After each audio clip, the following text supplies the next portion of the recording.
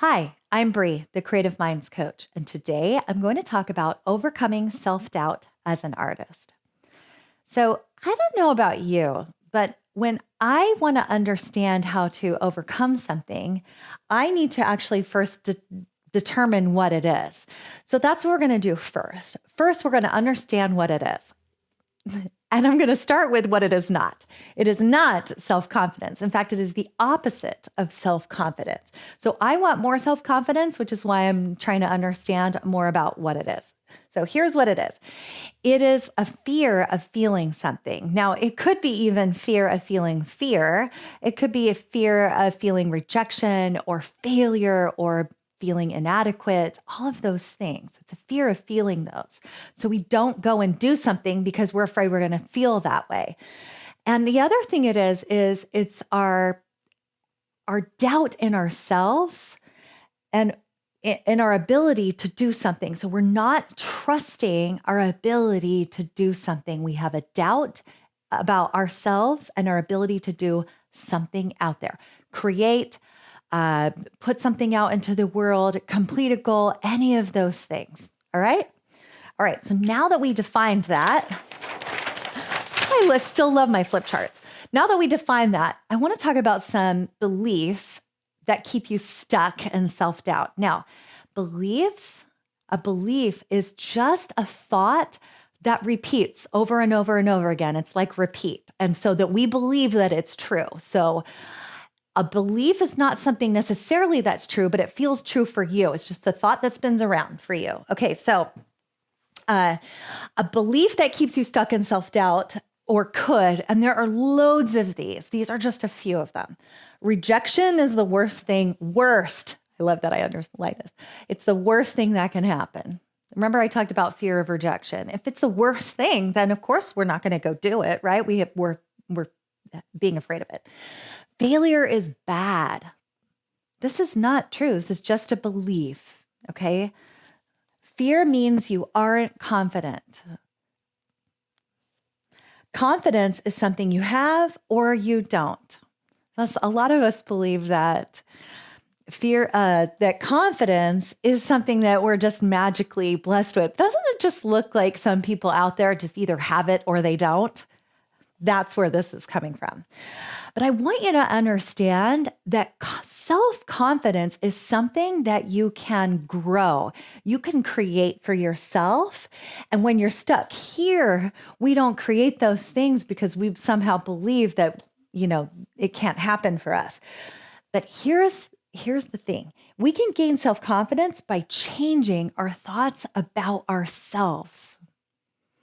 That's how we move from self-doubt to self-confidence, is we change some of our thoughts. Okay, so here are some beliefs that can create self-confidence, that move you from self-doubt to self-confidence. Or when you have self-confidence, you're believing these things. Fear is actually no big deal. And I want to talk for just a second about this. All fear is so good for us because it keeps us out of trouble and harm's way. And so a lot of times when our brain is keeping us feeling fear, it's telling us there's some sort of disaster about to happen. And we can take a look at that. And many times it's actually no big deal. It's really just some sort of emotion that we're feeling in our body and nothing actually terrible happens to us. So you want to check in on that, right? So it could be that fear is actually no big deal. Another belief that could create self-confidence, I have my own back no matter what. Like I trust myself to do this thing no matter what. And I added this at the end, no matter what. That we're believing that we'll do the thing, even if we feel fear, even if we're feeling any sort of emotion, okay? And the better I fail, the more confident I am. Yeah. Is failure bad? Maybe if you're believing that. But I believe that multiple failures can contribute to my success. This is something that I have practiced believing in my life. If these don't feel necessarily accessible for you, meaning you think this and you're like, no way, no way, fear is actually no big deal, fear feels terrible. Try this. And this is huge for me. This has moved me so many times from feeling stuck in one belief and moving to another, a belief that I really want to have. It's possible that, so you can put this in front of so many things. This is a coaching hack. Okay, so it's possible that fear is actually no big deal. Just try that on. I find when I add it's possible that to anything like this, it shifts me in ways that feel more open and more freeing. Like, okay, I might be able to do that now. That could possibly be true for me. Okay, so try that. It's possible that I could have my own back no matter what in this one instance. Okay, so before I move on, I want to tell you about a way that this happened for me. So last summer, I was approached by another photographer there were other things that happened, but to basically do a podcast. I have it now. It's called, I work with Len Metcalf, and it's called A Creative Affair. And so he approached me and said, hey, why don't we do this podcast together? You know, he's been doing in education and photography and as an artist for years. And I am a coach and I work with creativity, but I was kind of a newer photographer at the time. And when he approached me, I thought, there's no way. There's no way. I was in so much self-doubt about it. And I started inserting this, okay, it's possible that I could do one episode. It's possible that I could speak on this. I'll talk later about imposter syndrome. I was kind of feeling that a little bit, but it's possible that I could talk about these things.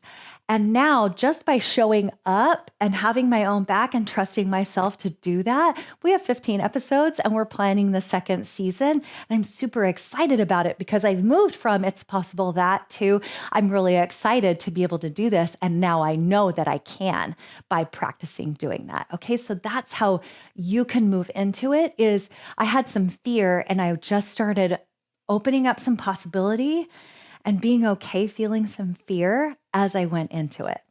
All right, let's see if that could be possible for you to try that. All right, so here is what we get. When we have less self-doubt, we can gain self-confidence. So if you're looking for self-confidence, we just want to have less self-doubt. Okay, so here's what we get. This is the bonus of working on these things. We set more goals. We take more action. We achieve more. We do more. And as we do these, what's funny is we do this cycle where we build our self-confidence as we trust ourselves to continue to do these things. It's really an amazing cycle. And also the last really amazing benefit is we are more creative. We free ourselves from all of the doubt and open ourselves up to so much more creativity and possibility. And that actually takes, for me, it's so much less exhausting and it's so much more fun to be in this space. All right, that's all I have for you. If you would like to move yourself from self-doubt to self-confidence, I would like to invite you to subscribe to my email list and join my creative circle so you can access free secret subscriber-only videos where I teach even more in depth. And this week, I'm going to teach you one very short but fun exercise to help you move from self-doubt to self-confidence. So go and join my creative circle, and you can do it by clicking on the link in the description. So also, I would love to hear from you if you want to finish that. It's possible that I'd love for you to share what is possible for you in your creative life. That's it. Have an amazing week, and I will see you next time.